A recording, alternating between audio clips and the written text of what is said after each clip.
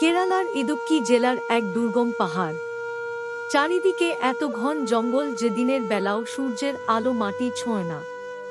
গ্রামের মানুষ বলে ওই পাহাড়ের চূড়ায় একটা পুরনো কাঠের ঘর আছে যেখানে এক ভুতুড়ে পরিবার থাকে।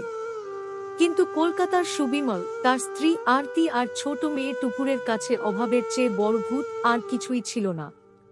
দেনার দায়ে জর্জরিত হয়ে তারা ঠিক করল, এই নির্জন পাহাড়েই তারা কাজ করে নিজেদের সব কষ্ট আর ঋণ শোধ করবে। পাহাড়ের একদম মাথায় যখন তারা পৌঁছাল, দেখল ঘরটা শ্যাওলায় ঢাকা, জানলাগুলো সব বন্ধ। গ্রামের লোক ভয়ে ওদিকে যায় না, কিন্তু সুবিমলরা যখন দরজা খুলল, দেখল ঘরটা আশ্চর্যরকম পরিষ্কার। সুবিমল আরতিকে বলল, ভয় পাস না, এই জনমানবহীন পাহাড়ই আমাদের ভাগ্য ফেরাবে। তারা ঠিক করল, দিনের বেলা বাগানে হাড়ভাঙা খাটুনি করবে আর রাতে এই ঘরেই আশ্রয় নেবে। শুরু হলো এক অদ্ভুত লড়াই, একদিকে বনের নির্জনতা, অন্যদিকে বাঁচার জেদ। ভোর 4টে থেকে সুবিমল আর আরতি এলাচ আর মেহগনি বাগানে কাজ শুরু করে। খাড়া পাহাড়ে ভারী ভারী ঝুড়ি পিঠে বয়ে তারা নিচে নামায়। শরীরের ঘাম আর চোখের জল এক হয়ে যায়, তাও তারা থামে না। রাতে যখন তারা ঘরে ফেরে, চারিদিকের জঙ্গলে অদ্ভুত সব আওয়াজ শোনা যায়। কখনো মনে হয় কেউ জানলার বাইরে দাঁড়িয়ে আছে, কখনো বা অদ্ভুত কোনো ছায়া বারান্দায় পায়চারি করছে।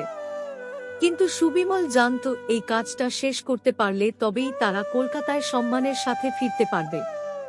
কয়েক মাস এই নির্জন পাহাড়ে গতর খাটানোর পর তাদের কাছে জমল অনেক টাকা। সুবিমলের হাতে কলার পাতায় মোড়ানো সেই উপার্জনের নোটগুলো দেখে আরতির চোখে জল এসে গেল। তারা বুঝতে পারল, এই পাহাড় আর এই নির্জন ঘর তাদের শুধু ভয় দেখায়নি, বরং পরিশ্রমের মূল্য শিখিয়েছে। তাদের সব দেনা মেটানোর মতো টাকা এখন তাদের ব্যাগে।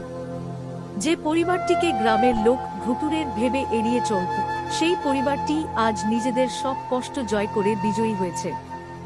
পাহাড় থেকে নামার সময় টুপুর জানলা দিয়ে সেই পুরনো ঘরটার দিকে হাত নাড়ল। সুবিমল আর আরতি পিঠে ব্যাগ নিয়ে স্টেশনের দিকে হাঁটা দিল।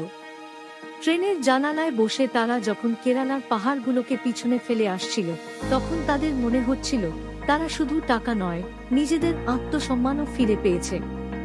অভিশপ্ত পাহাড়ের সেই নির্জন ঘরটা এখন আর তাদের কাছে ভয়ের নয়, বরং তাদের ঘুরে দাঁড়ানোর এক নীরব সাক্ষী হয়ে দাঁড়িয়ে রইল। পাহাড়ের সেই নির্জন ঘর,